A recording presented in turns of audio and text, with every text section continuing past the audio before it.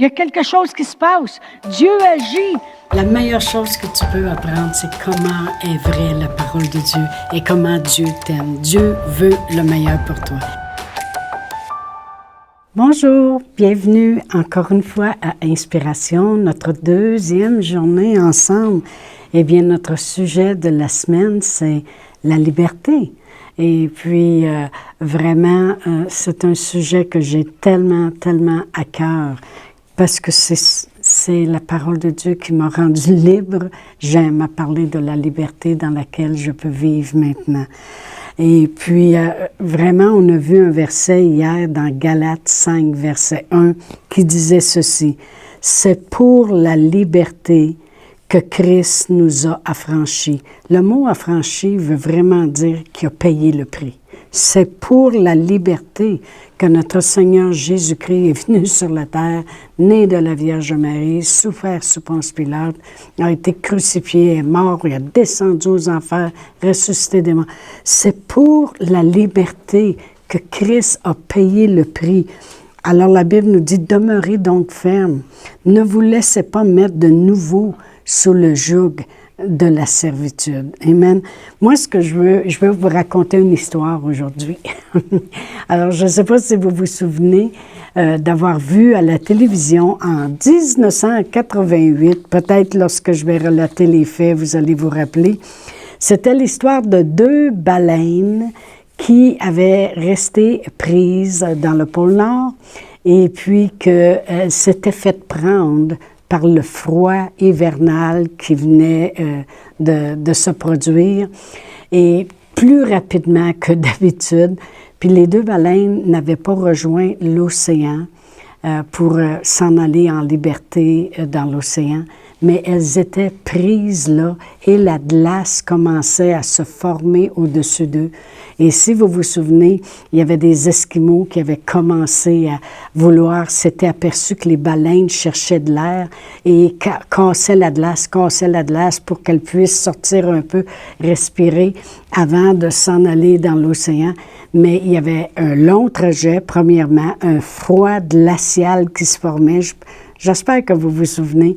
Et puis, elle ne pouvait pas, continuer. Alors, ils devaient faire un autre bout, casser de la glace à nouveau pour qu'elle puisse savoir. Puis là, il essayait de les pousser pour se rendre à l'autre trou qu'il faisait pour qu'elle puisse respirer. Et c'est devenu viral. À un moment donné, c'est devenu sur les médias. Les médias ont commencé à démontrer cette histoire qui se passait au pôle Nord à propos de deux baleines qui étaient prises dans la glace. Là, les gens ont voulu commencer à aider. De partout, les gens essayaient de s'en aller jusque-là, d'emmener de la machinerie, parce que la glace devenait de plus en plus épaisse. C'était un froid hivernal, comme j'ai dit, et en plus, c'était tellement froid que la glace se formait rapidement et il ne suffisait pas. Et puis, là, tout le monde se mettait à l'œuvre, tout le monde était sur les écrans de télévision pour regarder ces deux baleines-là. Allaient-elles vraiment être libres et pouvoir se rendre? Tout d'un coup, on a vu deux gros brises-glaces qui sont arrivées de la Russie, même avec un drapeau américain. C'était rendu que même les nations se joignaient ensemble pour dire « faut aller aider, casser la glace pour que ces baleines-là puissent sortir de là et aller nager librement dans l'océan. » Et tous ces efforts, tout le monde que ça l'a déployé, toutes les machineries qui ont été mises en place, toutes ces choses-là pour deux baleines. Deux baleines qui devaient être libérées et cela a amené la terre entière à vouloir s'impliquer. Je suis certaine qu'il y a même peut-être des gens qui ont prié pour que ces baleines-là puissent aller en liberté. Alors, moi, ce que je veux faire le rapport avec cette histoire-là, c'est que, est-ce qu'on réalise le prix qui a été payé par notre Seigneur Jésus-Christ, les efforts qu'il a déployés, ce qu'il a fait la gloire, la parole de Dieu nous dit qu'il a laissé la gloire qu'il avait auparavant auprès de son Père pour venir ici sur la terre comme humain et passer au travers tout ce qu'il a passé. Tout cela, toujours avec le même verset. C'est pour la liberté que Christ a payé le prix ou nous a affranchis. C'est la même chose. Alors, dans nos vies, chaque fois qu'on peut se sentir affolé, chaque fois que le médecin, moi je fais toujours le saut, quand le médecin me rappelle, ben, je dis « Oh non, non, non, non, pas lui! » Pas que je l'aime pas, mais parce que je sais qu'il va annoncer quelque chose. Mais chaque fois qu'on se sent affolé, qu'on sent qu'il y a de la glace qui est après se former, puis qu'on commence à être pris en quelque part, sachez une chose. Et moi, je rends gloire à Dieu maintenant que je sais ces choses-là. C'est que Christ m'a rendu libre. Il m'a affranchi et il m'a emmené à la liberté. Voyez-vous, quand les brises-glaces sont arrivées, puis là, le monde, ça criait parce que là, eux autres, ils rentraient, puis ils cassaient la glace. Puis on savait qu'il est en train de faire le chemin pour que les baleines puissent s'en aller en liberté. Savez-vous que notre Seigneur Jésus-Christ a dit lui-même, « Je suis le chemin, je suis la vérité et je suis la vie. » Jésus est venu puis il a fait le chemin pour nous à la liberté. Jésus m'a emmené à la liberté. Dans Jean 3,16, la parole de Dieu dit que Dieu a tant aimé le monde qu'il a donné son Fils, Jésus, afin que quiconque croit en lui ne périsse point, mais qu'il ait la vie éternelle. Amen. Des fois, les gens ils vont dire, ben si tu marcherais dans mes souliers, là, peut-être que tu ne parlerais pas comme ça. Savez-vous que notre Seigneur Jésus-Christ a marché dans nos souliers?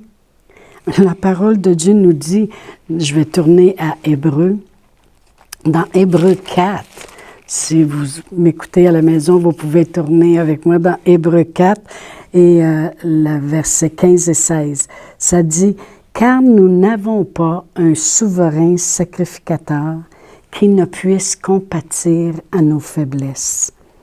Il a été tenté comme nous, en toutes choses, sans commettre de péché. Approchons-nous donc avec assurance du trône de la grâce, afin d'obtenir miséricorde et de trouver grâce pour être secourus dans nos besoins. » Voyez-vous, notre Seigneur Jésus-Christ, la Bible a dit, on peut s'approcher du trône de Dieu avec une assurance. Pourquoi? Parce que Jésus est venu marcher dans nos souliers. Il est venu, il a laissé la gloire qu'il avait auprès du Père. Il est venu ici sur la terre. Il a marché dans nos souliers. La Bible dit qu'il a été tenté en toutes choses, mais il n'a jamais failli à rien. Alors la Bible nous dit, approchez-vous avec assurance. Venez avec assurance au trône de Dieu. Dieu peut nous comprendre. Il a compati à toutes nos faiblesses. Alors, s'il y en a un qui a marché dans nos souliers, c'est bien notre Seigneur Jésus-Christ. Amen. Il est le chemin de la liberté. Il est vraiment le chemin de la liberté. Il y a une femme dans la parole de Dieu, si je tourne dans Marc 5, une femme dans la parole de Dieu qui a entendu la parole de vérité, comme je disais hier, c'est la vérité qui va nous rendre libres. Et cette femme, je vais lire dans Marc 5, à partir du verset 25, ça dit, « Or, il y avait une femme atteinte d'une perte de sang depuis 12 ans. » Alors, souvent, la parole de Dieu va nous dire le laps de temps que les gens ont été malades avant de connaître la liberté. Elle avait beaucoup souffert entre les mains de plusieurs médecins. Elle avait dépensé tout ce qu'elle possédait. Alors, elle s'est appauvrie et elle n'avait éprouvé aucun soulagement, mais était allée plutôt en empirant. Alors, c'est vraiment pas une situation plaisante. Ça fait 12 ans qu'elle est malade. Elle a passé entre les mains de plusieurs médecins. Elle a tout dépensé, son argent, puis jamais elle a pris du mieux. Ayant entendu parler de Jésus. Ça, là, c'est les mots les plus importants. Ayant entendu parler de Jésus. Elle avait entendu pour une fois la vérité. Elle vint dans la foule par derrière et toucha son vêtement, car elle disait, « Si je puis seulement toucher ses vêtements, je serai guérie. » Au même instant, la perte de sang s'arrêta et elle sentit dans son corps qu'elle était guérie de son mal. Voyez-vous, le but de m'entretenir avec vous, comme ça les matins, tous les jours, le but d'être là et de vous parler de Jésus, de parler de la parole de Dieu, parce que la parole de Dieu, c'est Jésus, puis Jésus est la parole de Dieu faite chair venue en chair et en os. Voyez-vous, cette femme-là, elle a entendu parler de Jésus. Qu'est-ce qu'elle a entendu? C'est sûrement que Jésus guérissait, parce que c'est ça qu'elle s'est approchée pour aller chercher. Si elle aurait entendu parler seulement la religion, Dieu te veut malade, pauvre et humble, elle ne serait jamais guérie. Mais elle a entendu la vérité. Elle a entendu parler de Jésus. Elle a dit, wow, je peux m'approcher de lui. Je peux m'approcher de lui. Puis je sais que quand je m'approcherai de lui, je serai guérie. Puis elle a senti dans son corps qu'elle était guérie. Au verset 34, la Bible dit, « Mais Jésus lui dit, « Ma fille, ta foi est grande, ta foi t'a sauvée. Va en paix et sois guérie de ton mal. » Merci Seigneur pour la liberté que nous avons en Jésus-Christ. Je vais terminer avec Jean 8. Je vais tourner à Jean 8. J'enseigne pas avec un iPad ou avec un iPhone, j'enseigne avec la Bible écrite. Je suis vieux jeu. Alors, restez avec moi dans le vieux jeu. Dans Jean 8, et c'est ça, dans Jean 8, excusez-moi, et je vais commencer à lire au verset 3. Ça dit, alors les scribes et les pharisiens amenèrent une femme surprise en adultère et la plaçant au milieu du peuple, ils dirent à Jésus, « Maître, cette femme a été surprise en flagrant délit d'adultère. Voici, dans la loi, nous a ordonné de lapider de telles femmes. Toi donc, que dis-tu? » Il voulait savoir ce que Jésus avait à dire.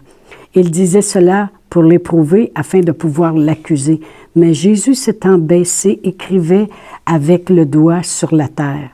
Comme il continuait à l'interroger, il se releva et leur dit, « Que celui de vous qui est sans péché jette la première pierre contre elle. » Et s'étant de nouveau baissé, il écrivait sur la terre.